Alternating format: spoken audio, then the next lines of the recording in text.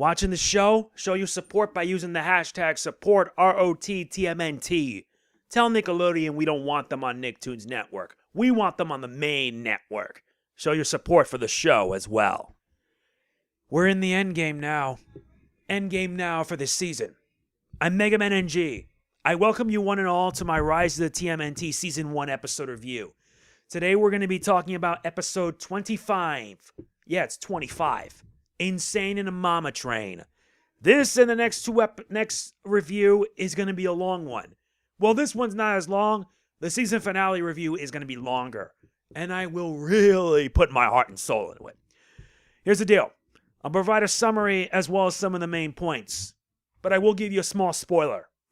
I did enjoy this episode big time. And you will notice that even though I am reviewing this show is not just for kids, but also for adults as well. I've been a fan of the TMNT since I was 2 years old, and that's proof enough. Let us begin. Nightfall. Splinter is on the move along with April. Why? The Foot. They have nearly completed the dark armor. The Foot gear to move the armor to its final location, but as it happens, Splinter heads back, only to see his disappointment towards his own kids. He doesn't see them as ready. The Turtles know they let him down, so they decided to take it upon themselves to stop the Foot. But the Foot is already on the move. It's a race against time. Can the Turtles do what is needed to stop Baron Draxum, the Foot, and save the world? Yep, damn is the better word to sum it up. I really do mean that. Because this episode is a 30-minute one, and it's that damn good. For starters, like I mentioned already, new episode, new review. However, with this year, I will consider this to be a two-part review, or rather a two-part season finale. This is part one. It's 30 minutes long, and they really pulled out all the stops to make it worth it.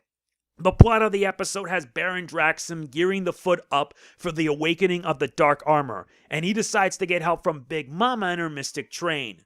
What follows is the Turtles' attempts to stop Baron Draxum before it's too late. And even then, that isn't enough.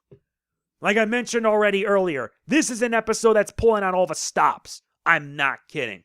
The Dark Armor story arc, which somewhat began earlier on in the season, is near its end. And judging by this, they're bringing out the big guns. As you saw in the scene, when Splinters and April saw the Dark Armor is near completion. And yeah, all they're missing is only one piece. Not to mention we get to see Baron Draxum. Yes, he's back. And considering that this and the next episode he's at the most important, it's easy to see why. When he's involved, things get serious. And believe you me, he gets really serious indeed. I will say that John Cena did a pretty good job in this episode. And he really knows how to deliver a villain role. At first, he just was like traditional, but there were some moments where he was able to pour his heart into it. Especially in episode 13, which I consider to be one of the more better episodes of the season. Here, however, yeah, this guy doesn't play around, especially against the Turtles. And speaking of which, the Turtles get to shine here in this episode. Throughout the season, they've been slacking off and not acting like ninjas. But they're just children. They're innocent. How am I going to explain that? I mean, you can't, to be honest. But by this point, when they realize that the Foot is bringing out the big guns, yeah, they can't play around anymore. They need to give up their innocence and get serious. And they do. They become ninjas. Actual ninjas. And the scene of them transforming into ninjas is something else. I really mean it. It's just, it's somewhat depressing, but also awesome. Because seeing them become ninjas, kicking butt like ninjas, and being very different than what they should be is nice. But at the same time, you can't help but understand that, yeah, these guys have been through so much. It's not pretty. It just isn't. But at least it gave us some of the more better moments of the entire episode. I will also mention that there are nods aplenty to the franchise as a whole. This episode has plenty of nods. For example, the title of the episode, "Insane in the Mama Train," is actually based off the song "Insane in the Brain." But if you look at it one step further, this title is also a nod to the controversial TMNT 2003 episode Insane in the Membrane. And there's a reason why this episode is controversial. If you saw the 2003 episode, it's one of the more darker episodes. But the darkest goes to Same as It Never Was. I'm not kidding. We also see their uniforms, and their uniforms are pretty awesome. But you also notice that all the turtles are wearing in red. That's because the red, that's a nod to the original TMNT from the Mirage comics. Because in the Mirage comics, they wore red headbands, which kind of makes a lot more sense because that was back then. And that was before they had different headbands to represent who they are. Not only that, we get another revelation. If you remember in episode 13, we had plenty of revelations, but this one is just as big. Back when he was human, Splinter was known as Lujitsu. But that name was a facade. Splinter's real name is Hamato Yoshi.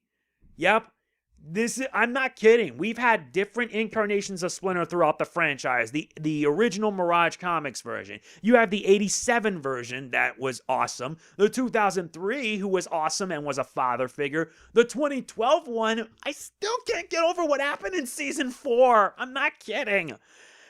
And then you have the 2018 version, which, by this point, I'm surprised these guys want to pull out the deep end. And finding out that he's Hamato Yoshi, and he is a descendant of the previous Yoshi who took down the Splinter 500 years ago, these guys really went the deep end with this. And yeah, he actually went as far as to bring out a scroll that contained the spirit of his ancestors, the Yoshi clan, who were tasked with preventing the dark armor and stopping the Shredder. I really hope that Season 2 delves more into this history, because it's making me all the more so curious. I'm not kidding. The more I learn about this, the better. And in the season finale, I'll be providing not only my thoughts on this, but also my thoughts on Splinter and why he's so different compared to his previous incarnations. We do also get a look at the dark armor, and seeing it near completion, it's scary. Compared to the various other Shredder armors that I've seen over the years, this one is scary because if you see it, it's all in black. And black represents darkness, void, destruction. Made no better by the fact that what's yet to come is going to be bad for the Turtles, as well as April and Splinter. I really mean it. Everything about this episode has been action-packed throughout. It's an action-packed thrill ride from start to finish. To be fair, it starts off a little bit slow because the action doesn't kick in until midway through. But when it does kick in, it gets intense. It gets awesome. It gets so damn good that I can say with honest certainty that you should give it a chance to watch it. Because these guys pull out all the stops. And this is a reason enough why I always let people know to support this show using the hashtag support ROTTMNT. I can't stress it enough because this show keeps on getting better. And it has been consistent throughout the entire season. And yeah, there are so many good things about it that this review, I cannot do it justice. Watch the episode for yourself. Watch it, and then you'll see for yourself just how good it is. But if I were to list a highlight, is the Turtles battling the Foot within the Mystic Train. What follows was some of the best scenes I have ever seen. The best animation. Not to mention all the hilarity that went with it. It's pretty awesome. I really am not kidding. It's awesome all throughout. Not to mention, we get to see the Turtles be, well, awesome. And I can't stress it enough. It is just that damn good. And yes, I'm saying damn because, yeah, even though I'm reviewing a kid's show, my content is not for kids. I'm just saying that right now. My special video, which I will be making later on, will explain things. And I hope to get it done sooner rather than later. Back on topic. This episode was great. I really did enjoy it. But because this is a 2-part season finale, the first part ends in shocking fashion, with the Turtles getting captured by Baron Draxum. And same for April. And this time around, Baron Draxum ain't playing around. He's playing for keeps. And I will make an obligatory Avengers quote. We're in the Endgame now. My final score for this episode is a perfect 10. It is an awesome season. It is an awesome episode that sets things up nicely for the season finale. It is action-packed. It is intense. It is funny. There were some moments that made me laugh.